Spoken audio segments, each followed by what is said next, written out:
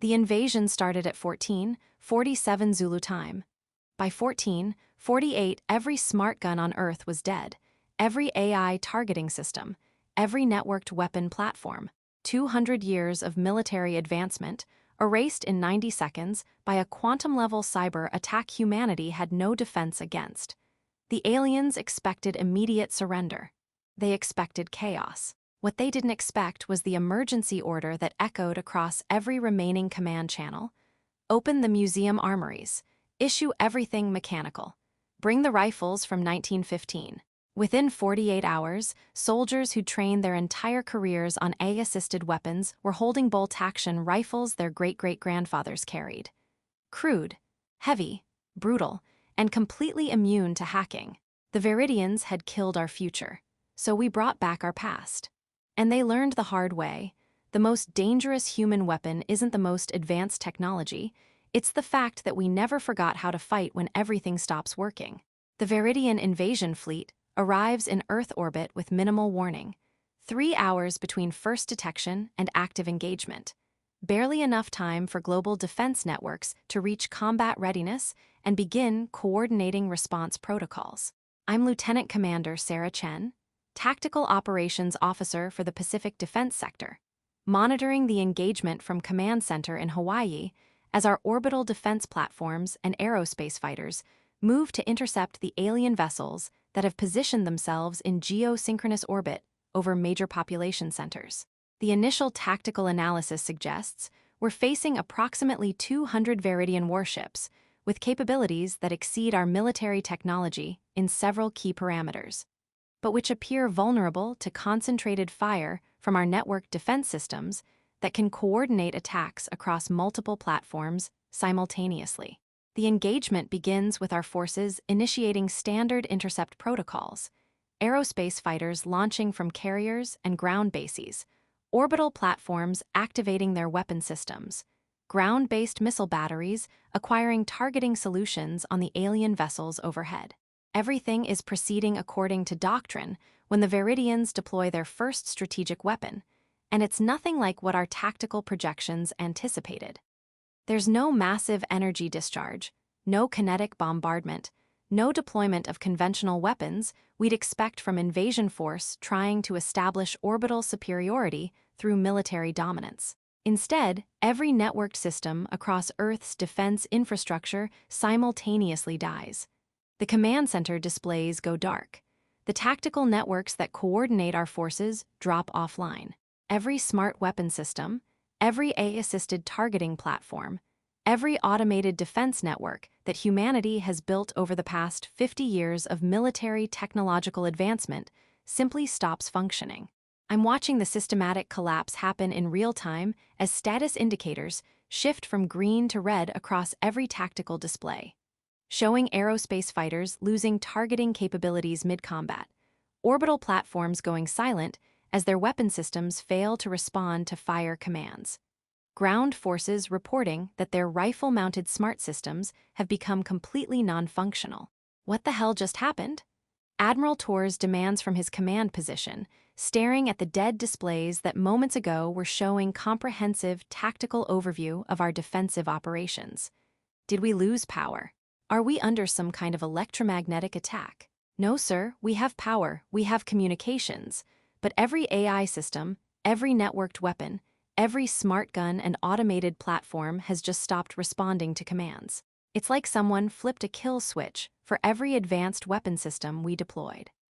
I'm running emergency diagnostics on our command systems, trying to understand the scope of what we're experiencing and whether there's any way to restore functionality to the weapons that just became expensive, non-functional technology. The reports flooding in from military units across all theaters paint comprehensive picture of catastrophic failure. Soldiers in combat zones reporting their rifle-smart targeting systems are dead. Their HUD displays blank, their networked communication systems non-functional beyond basic voice channels. Naval vessels reporting weapon systems unresponsive, aerospace fighters declaring they've lost all targeting capabilities and automated flight assistance. Orbital platforms confirming complete failure of their AI-coordinated defense networks. In less than 10 minutes, The Viridians have reduced Earth's military from networked high-tech fighting force to scattered units with weapons that won't fire and systems that won't respond. They've deployed some kind of quantum-level cyber weapon, reports our chief technology officer after completing rapid analysis of the system failures. It's not conventional hacking or electromagnetic interference. It's something that attacked the fundamental quantum computing substrates that all our modern weapon systems are built on. Every AI, every smart system, every networked platform that depends on quantum processing has been rendered permanently non-functional. The weapon didn't just disable our systems, it corrupted them at hardware level in ways that can't be repaired or reset. Our advanced weapons are now just expensive paperweights. Admiral Torres processes this assessment with expression that combines shock at the strategic situation with growing recognition of just how completely the Viridians have neutralized our technological advantages. So we can't fight them. Our entire military is non-functional because they killed our computers. Our modern military is non-functional. But we still have weapons that don't depend on quantum computing or AI systems. We just haven't used them in frontline combat for over a century because they were made obsolete by the smart weapons that now don't work. Over the following hours, as Earth's military command structure tries to coordinate response to an invasion using defense systems that have been rendered useless by cyber attack we had no defense against, a radical proposal emerges from unexpected source. Colonel James Mitchell, military historian and curator of the Armed Forces Museum, who contacts Strategic Command with suggestion that seems absurd given the technological sophistication of the conflict we're facing. Open the museum armories. Issue the antique weapons to frontline units. The Viridians killed our smart systems, but they can't hack a bolt-action rifle from 1915 or a revolver from 1945. Those weapons don't have computers or networks. They're purely mechanical systems that work through chemistry and physics. They're primitive by modern standards, but they'll actually fire when you pull the trigger, which is more than our current weapons can do. The proposal is initially dismissed as desperate improvisation that mistakes museum pieces for viable military equipment. But as hours pass without any success in restoring functionality to disabled smart weapon systems, command leadership begins seriously considering whether century-old firearms might be only realistic option for continuing military resistance against invasion force that has neutralized everything we built our defense planning around. You're seriously suggesting we fight an alien invasion with World War I rifles and World War II pistols against an enemy that has technology sophisticated enough to kill all our advanced systems with single cyber attack. Admiral Torres is trying to evaluate whether the museum armory proposal represents genuine tactical option or just desperate measure being considered, because we have no other alternatives available. I'm suggesting we fight with weapons that actually work, sir. The Viridians deployed a cyber weapon that killed everything dependent on AI and quantum computing, but mechanical weapons don't have those vulnerabilities. A Springfield 1903 bolt-action rifle doesn't need targeting computer.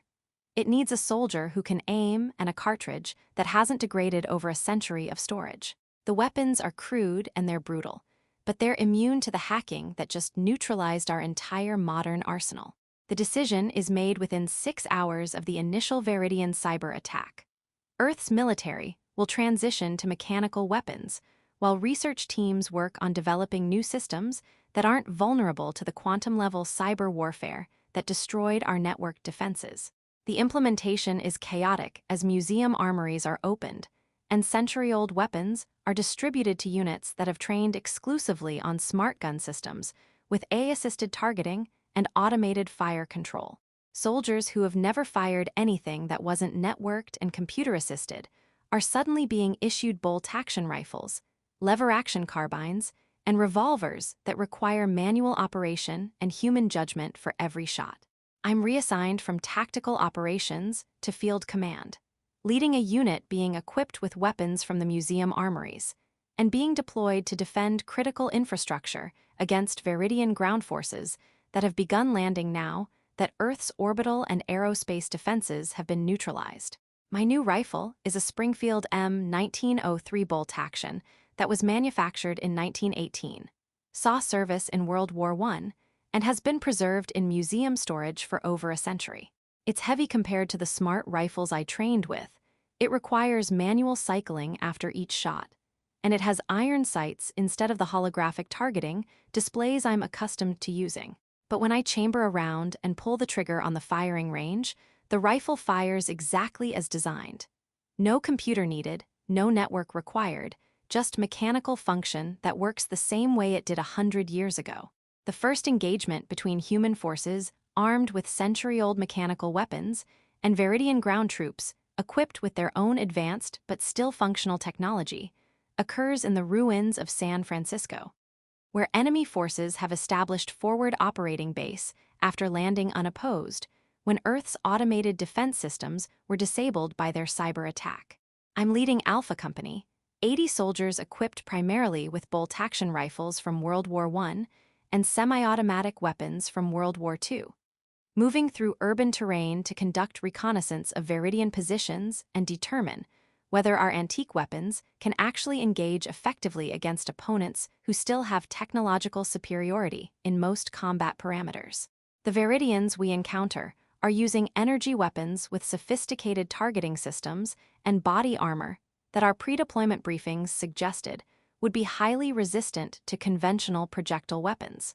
They're operating under tactical doctrine that assumes they're facing opponents with comparable technology, conducting coordinated maneuvers with networked communication and shared targeting data that lets them function as integrated combat units.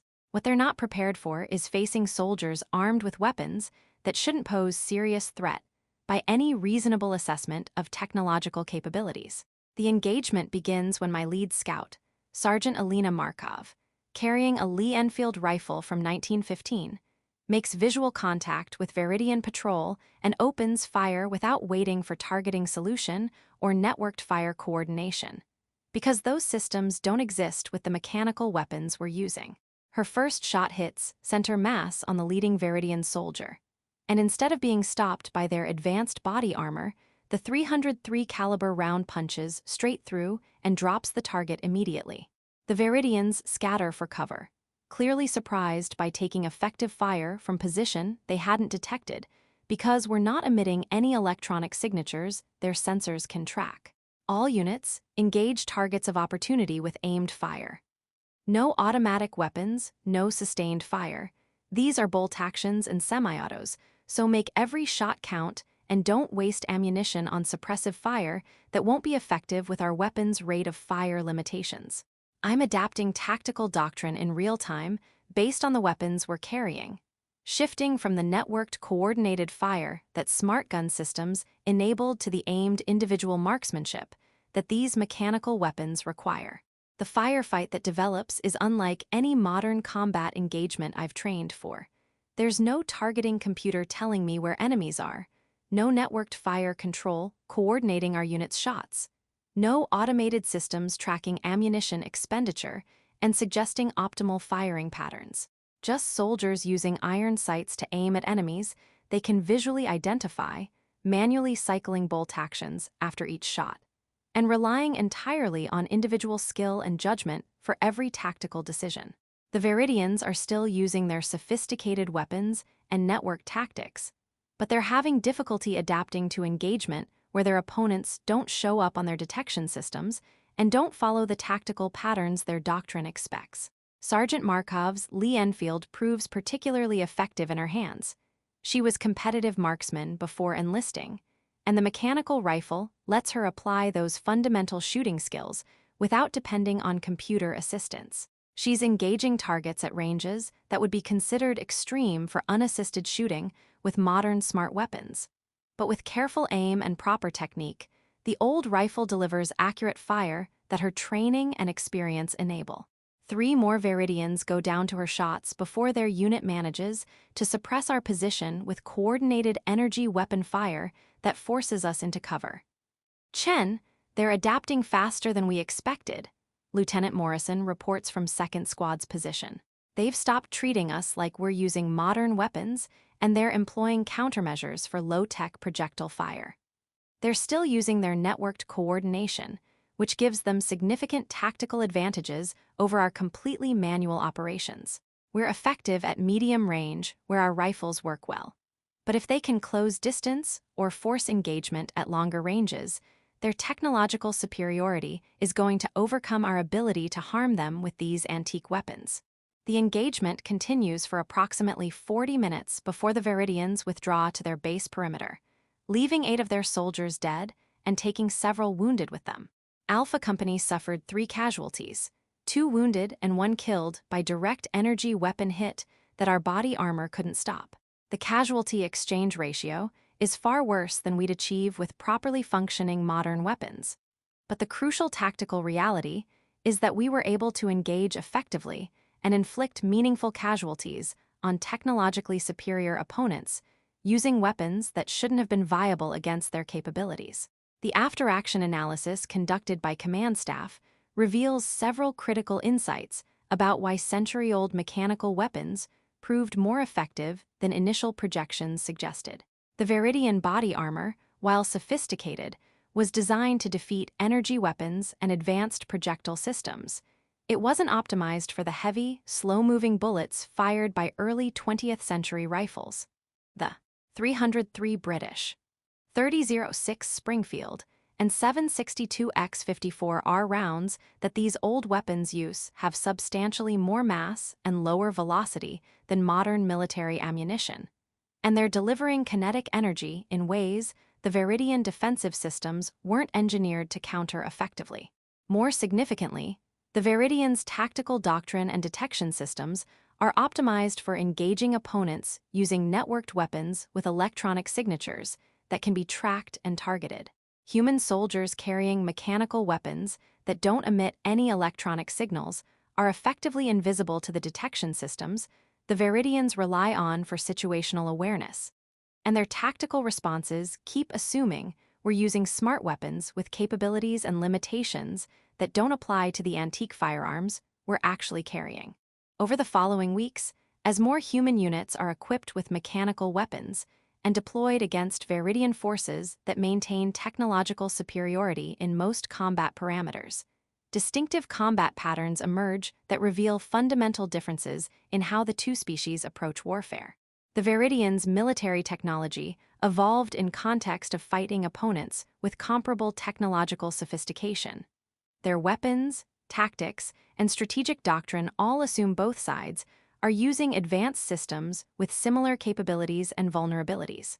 They've never fought opponents who don't use networked weapons, who don't depend on AI assistance for tactical decisions, or who employ mechanical systems immune to the cyber warfare that has been central to their military dominance. Human military history, by contrast, is a story of technological failures, improvised solutions, and constant adaptation to opponents who keep finding ways to counter whatever advantages we develop. We've fought wars where communications failed, where weapons jammed or ran out of ammunition. 6 weeks into the conflict, Earth's military forces have completed transition from disabled smart weapon systems to fully operational mechanical firearms drawn from museum collections, surplus storage, and rapidly reactivated production facilities that were preserved as historical sites, but which are now manufacturing updated versions of century-old designs. The global situation remains precarious. The Viridians control orbital space and have established numerous ground bases in strategic locations. But the initial expectation of immediate human surrender once our networked weapons were disabled has proven completely wrong. Instead, the Viridians are facing prolonged ground combat against opponents who are effectively engaging them with weapons that shouldn't pose serious threat, according to any reasonable technological assessment. I've been promoted to major and given command of larger operations as human forces shift from defensive reactions to organized counteroffensives aimed at reclaiming territory the Viridians occupied when our defenses collapsed. My current operation involves coordinating assault on Viridian forward base using combined arms tactics adapted for the mechanical weapons we're employing. Bolt-action rifles for infantry, World War II-era machine guns for support fire, and even some reactivated artillery pieces from the 1940s that don't need computer-assisted targeting. because they were designed to be aimed manually using optical sights and mathematical calculations. The assault plan reflects tactical doctrine that would be familiar to military commanders from a century ago. Infantry advances, with covering fire from machine gun positions. Artillery provides preparatory bombardment, calculated through manual fire control procedures. And the entire operation is coordinated through voice communications and visual signals, rather than through the networked battle management systems that the Viridians destroyed. It's crude compared to modern military operations, but it's working because it doesn't depend on any technology that can be hacked or disabled through cyber warfare. All units commence artillery bombardment on designated coordinates. Infantry companies prepare for advance once artillery lifts. Machine gun sections provide covering fire as infantry moves to assault positions. I'm delivering these commands through radio communications that would be considered primitively simple by pre-invasion standards, but which are the most sophisticated coordination we can manage with the Viridian cyber weapon having killed all our advanced command systems. The artillery bombardment is conducted with 105 howitzers from World War II, carefully preserved and maintained in military museums, now reactivated for combat use. Because they're the only indirect fire support weapons we have that can function without networked fire control computers. The gun crews are calculating trajectories manually using ballistic tables and optical rangefinders, methods that were considered obsolete 70 years ago, but which produce effective fire when executed by properly trained personnel. The bombardment hits the Viridian base perimeter with reasonable accuracy. And while our fire control isn't as precise as the computer-assisted artillery we used before the invasion, the sheer destructive power of multiple 105 shells landing on target area is achieving the desired suppressive effect.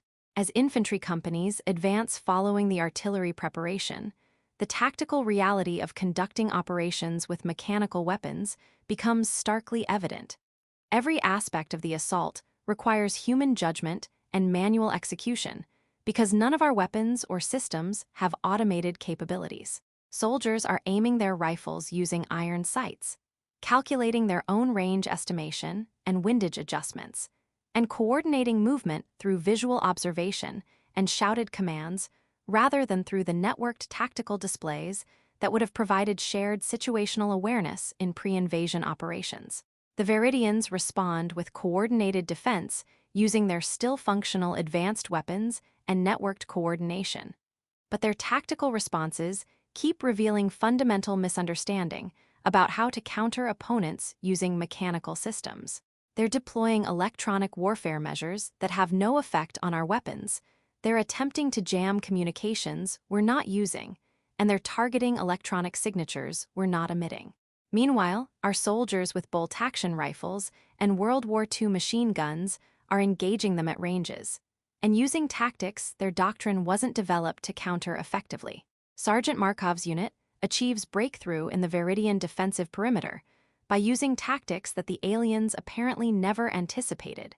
Close assault with overwhelming short-range fire from semi-automatic rifles and submachine guns from the 1940s, combined with hand grenades and bayonets for final assault into defended positions.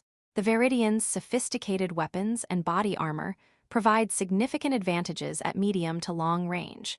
But in close combat, where human soldiers are operating at distances measured in meters rather than hundreds of meters, the crude mechanical weapons prove devastatingly effective because they're optimized for exactly this kind of brutal close-range engagement.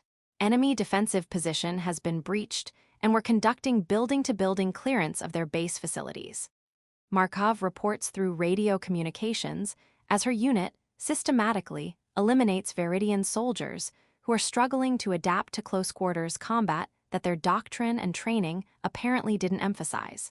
They're competent at ranged engagement with their energy weapons, but they're ineffective in close combat situations where their technological advantages don't provide meaningful benefits. Recommend we continue emphasizing close assault tactics in future operations against defended positions. The operation succeeds in destroying the Viridian forward base after 8 hours of intense combat. And the post-battle assessment reveals casualties that are heavy by modern standards, but which represent acceptable exchange ratios given that we're fighting technologically superior opponents using weapons that are over a century old. More importantly, the assault demonstrates that organized military operations are viable with mechanical weapons and manual coordination, and that human forces can conduct effective offensive operations rather than being limited to defensive resistance. During the operational debrief, our intelligence analysts' present assessment of Veridian tactical doctrine and technological dependencies that explains both why their initial cyber attack was so effective and why their subsequent ground operations have been less successful than they anticipated. The Veridians' warfare evolved in context where both sides always had functional technology and where tactical advantage came from having slightly better systems than your opponent. Their entire military infrastructure is built on assumption that weapons will work, that networks will function, and that tactical superiority comes from optimization and coordination of advanced systems. They've never had to plan for complete technological failure or develop contingency operations for degraded capabilities. Human warfare, by contrast, evolved through constant technological disruption, where every advancement eventually got countered, and where survival depended on adapting to your weapons not working the way they were supposed to. We've fought wars where artillery didn't have ranging, where communications were severed, where weapons jammed or ammunition ran out, and where soldiers had to accomplish missions using whatever functional equipment they could improvise. Our doctrine has always included planning for Murphy's Law, the assumption that everything will go wrong, and that successful operations depend on soldiers who can still function effectively when all advantages fail. 6 months into the war, Earth's industrial capacity has been substantially reoriented toward producing updated versions of mechanical weapons that combine century-old operating principles with modern materials and manufacturing techniques. The factories that are coming online aren't making smart rifles with AI-assisted targeting. They're producing bolt-action rifles with chromium-lined barrels, machine guns with improved metallurgy, and artillery pieces that use advanced materials, but which operate on purely mechanical principles that can't be hacked or disabled through cyber warfare. The weapons are crude compared to the network systems we used before the invasion, but they work reliably and they're effective against opponents whose doctrine and defenses weren't designed to counter projectile weapons that don't emit electronic signatures. I've been promoted again, now Lieutenant Colonel Chen, commanding a full regiment conducting major offensive operations to reclaim territories the Veridians occupied during the initial invasion when Earth's defenses collapsed. The current operation involves coordinated multi-division assault on their primary ground base in North America, using tactics and weapons that would be immediately recognizable to military commanders from World War II, but which are being executed with modern logistical support and strategic coordination that gives us significant operational advantages despite our technological disadvantages at tactical level. The assault employs combined arms integration that maximizes the capabilities of our mechanical weapons. Infantry with bolt actions and semi-automatic rifles, machine gun units providing sustained fire support, mortar teams delivering indirect fire on targets identified through visual observation and forward observer calculations, and even some reactivated tanks from the 1940s that were preserved in museums, but which are now providing armored support with their purely mechanical systems that can't be disabled through cyber attack. The entire force is coordinating through radio communications and visual signals, with tactical decisions being made by human commanders based on observed battlefield conditions rather than by AI systems processing network data.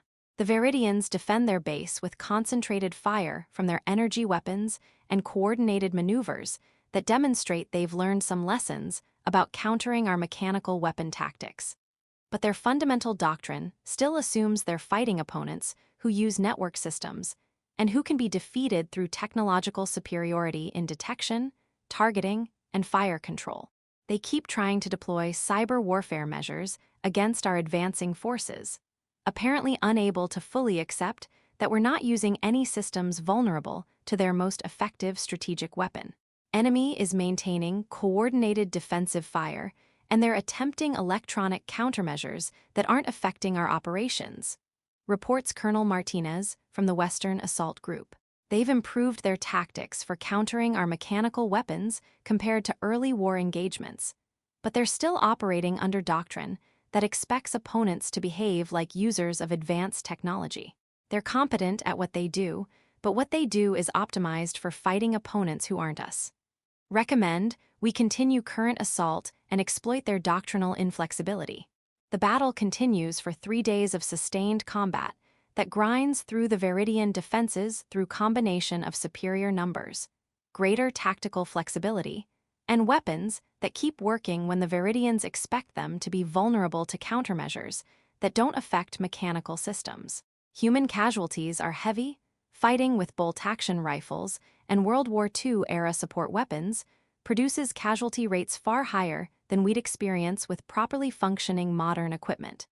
But we're achieving strategic objectives because we can sustain operations that the Viridians' doctrine doesn't know how to counter effectively.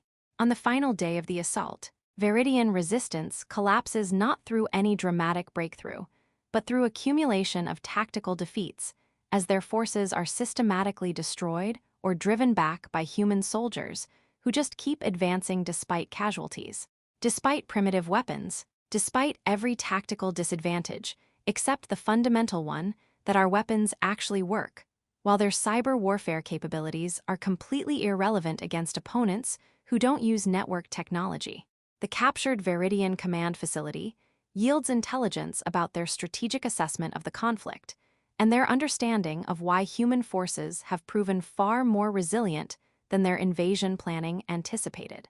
The analysis makes clear they fundamentally misunderstood what kind of civilization they were attacking and what capabilities we'd retain even after our advanced systems were disabled. Viridian strategic planning assumed that destroying our networked weapons would leave us unable to conduct organized military resistance, reports the intelligence briefing officer. Their assessment was based on observing that human military operations before the invasion were completely dependent on AI-assisted weapons, networked coordination, and computer-assisted tactics. They concluded that eliminating those systems would reduce us to disorganized resistance that could be quickly suppressed. What they failed to understand is that human military capability isn't just our current technology. It's our accumulated institutional knowledge about how to conduct warfare across every technological level from Stone Age to Information Age. Their own military development was linear progression, where each technological generation completely replaced previous methods, with no institutional memory or training in how to fight without whatever current systems they employed. When we brought out rifles from 1915, they literally couldn't comprehend why we had such weapons available or why soldiers could effectively employ them, because their military history never included technological disruption that required reverting to previous generation weapons. For them, warfare without networks and AI is literally unimaginable. It's like we're fighting using magic from their perspective, because they have no conceptual framework for understanding combat that doesn't depend on the technology their civilization currently possesses. The final Viridian strategic assessment of human military capability, transmitted to their command authority before this base was overrun, summarizes their forces' experience fighting opponents whose approach to warfare proved fundamentally incompatible with Viridian expectations. Human forces are catastrophically primitive, yet tactically unkillable. Their weapons technology is inferior by centuries, and their tactical coordination is crude by any measure of military sophistication. Yet they continue achieving battlefield success through methods we cannot counter effectively, because our entire doctrine assumes opponents who use technology comparable to our own. Humans fight as if technological failure is normal rather than catastrophic, and they demonstrate capabilities at every technology level simultaneously rather than being limited to single generation of weapons and tactics. Recommend strategic reassessment of invasion viability. Given that our cyber warfare advantage is irrelevant against civilization that treats technological disruption as temporary inconvenience rather than existential defeat. 8 months after the invasion began with Veridian's cyber weapon that destroyed every networked system humanity depended on for military operations.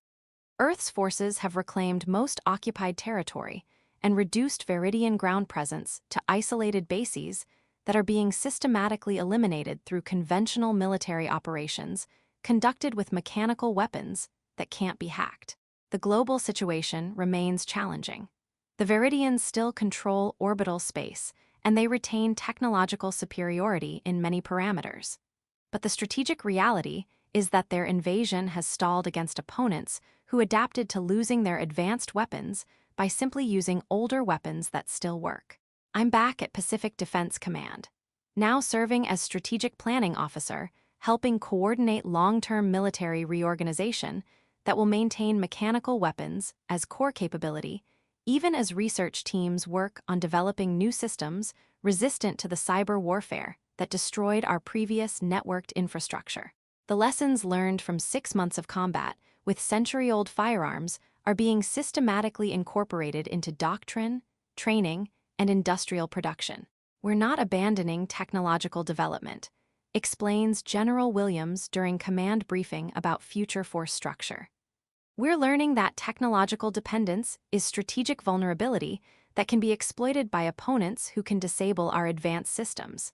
The new doctrine maintains mechanical weapons as baseline capability that always works, with advanced systems being supplementary capabilities that enhance performance when functional, but which aren't required for conducting effective operations. We're building redundancy and technological diversity into our military structure, so that we never again face a situation where single cyber attack can neutralize our entire defense capability. Sergeant Markov, now promoted to lieutenant, provides tactical perspective from soldiers' viewpoint about what 6 months of combat with mechanical weapons taught about fundamental military capabilities. The bolt-action rifles and World War II equipment weren't ideal. They produced casualty rates we'd never accept if we had functioning modern weapons. But they kept us in the fight when our smart guns became expensive paperweights. What we learned is that sophisticated technology makes you more effective when it works. But fundamental military capability comes from soldiers who can aim, shoot, move, and communicate using whatever tools are available. The Veridians had technological superiority in almost every measurable parameter. But they couldn't defeat opponents whose warfare evolved to assume that everything will eventually break, and that victory goes to whoever can still fight effectively when all advantages fail.